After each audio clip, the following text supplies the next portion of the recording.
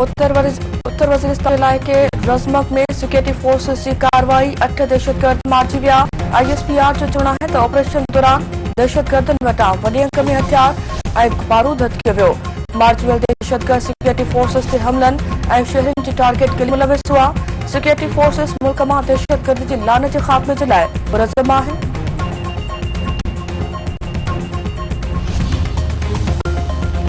वज़ीर आज़म शहबाज शरीफ ऐं फ़लस्तीन के सदर महमूद अब्बास में मुलाकात। वज़ीर आज़म शहबाज शरीफ पारां इसराइली बर्बरियत जी सख्त लफ़्ज़नि में मदद। संदसि चवणु आहे त पाकिस्तानी अवाम जी दिल फ़लस्तीनी भाइरनि सां गॾु धड़की आहे। 1 साल दौरान 41,000 फ़लस्तीनियुनि खे शहीद ऐं घर तबाह कया। यहूदी फोर्सेस शहरनि जा शहर ऐं बहिराड़ियूं, अस्पताल, स्कूल, बुनियादी ढांचो मुकम्मल तबाह करे छॾियो। वक़्तु अची वियो आहे त सभु गॾु थी जंगबंदी जो मुतालबो कनि। आलमी दुनिया फ़लस्तीन की आज़ाद रियासत की जोड़क यकीनी बनाए। आज़ाद फ़लस्तीन का सिवाय ख़िते में जटादार अमन कायम नथो थी सघे। फ़लस्तीन सदर महमूद अब्बास जो चवणु आहे त पाकिस्तान हमेशा आलमी बिरादरी अॻियां फ़लस्तीन की हिमायत कई आहे।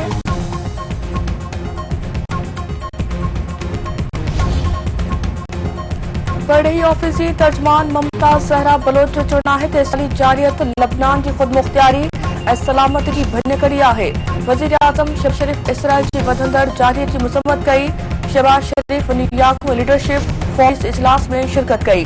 वज़ीर आज़म दुनिया में अमन ऐं इस्तेहकाम के मज़बूत करण ते ज़ोर भरियो।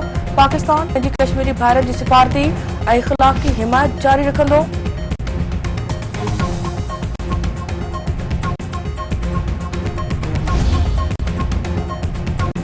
IMF पाकिस्तान लाइ $70 अरब कर्ज़ की मंजूरी ॾेई छॾी। लाउट पैकेज पाकिस्तान के मरहलेवार मिलंदो।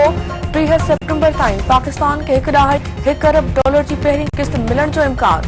IMF के एग्जीक्यूटिव बोर्ड के इजलास में पाकिस्तान लाइ कर्ज़ की मंजूरी ॾिनी वई। वज़ीर आज़म शहबाज शरीफ तरफ़ां IMF की कर्ज़ प्रोग्राम की मंजूरी ते इत्मीनान जो इज़हार। संदसि चवणु आहे त अल्लाह जे करम सां मुआशी सुधारा ॾिसा जारी आहिनि। मुआशी तरक्की जा हदफ़ हासिल करण जे लाइ मेहनत जारी रहंदी। कारोबारी सरगर्मियों ऐं सीड़पकारी में इज़ाफ़ो मुआशी टीम की मेहनत जो सबूत आहे।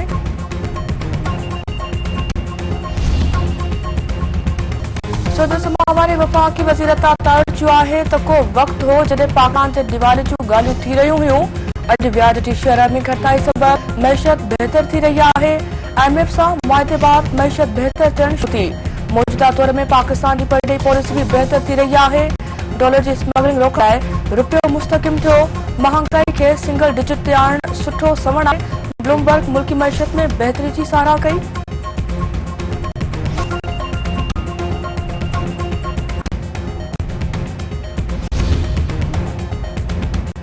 गड़ियासीन वेझो पुलिस पारां मुबैना मुक़ाबले में नौजवान के बाज़ियाब कराइण जी दावा।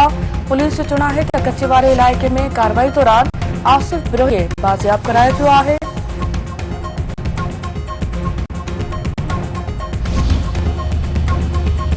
पीरगोट में सिविल कोर्ट वेझो हथियारबंदनि जो जेल पुलिस ते हमलो। 1 कैदी फरार, 2 एहलकार ज़ख़्मी। हथियारबंद ॿिनि पुलिस एहलकारनि खे ज़ख़्मी करे जवाबदार महबूब नारेजो खे छॾाए विया। SSP खैरपुर डॉक्टर समीउल्लाह सुमरे जो चवणु आहे त 8 खां 10 हथियारबंद करे 1 कैदी खे छॾाए विया आहिनि। पुलिस ॾोहारी जे पोयां वियल आहे। वधीक जांच कई पई वञे।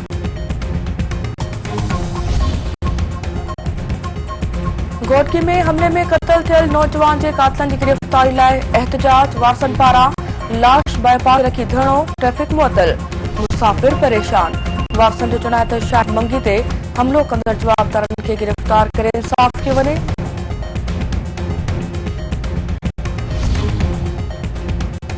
सखर में फौर नथां कथियल नौजवान के कातलनि की गिरफ्तारी लाइ वारसनि पारां एहतजाजी मुज़ाहिरो। अॻवाननि जो चवणु आहे त 11 ॾींहं अॻु फौरन अनवर जाफ़री के कत्ल करे छॾियो हो। पुलिस हिन वक़्त ताईं जवाबदारनि खे गिरफ्तार नाहे करे सघी, जेका सरासर नाजाइज़ी आहे।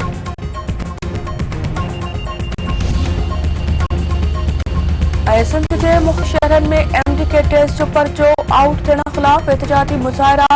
लाड़कान ऐं जगपाबाद में शागिर्दनि ऐं शागिर्दियाणियुनि पारां एहतजाजी मुज़ाहिरा धरना। अॻवान चवणु आहे त शागिर्द ऐं शागिर्दियाणियुनि सॼो साल महिनत कनि था। पेपर आउट करे मुस्तक़बिल सां खेॾियो वञो। डाउ यूनिवर्सिटी तरफ़ां वरितल MD टेस्ट रद्द करे ॿीहर वरिती वई।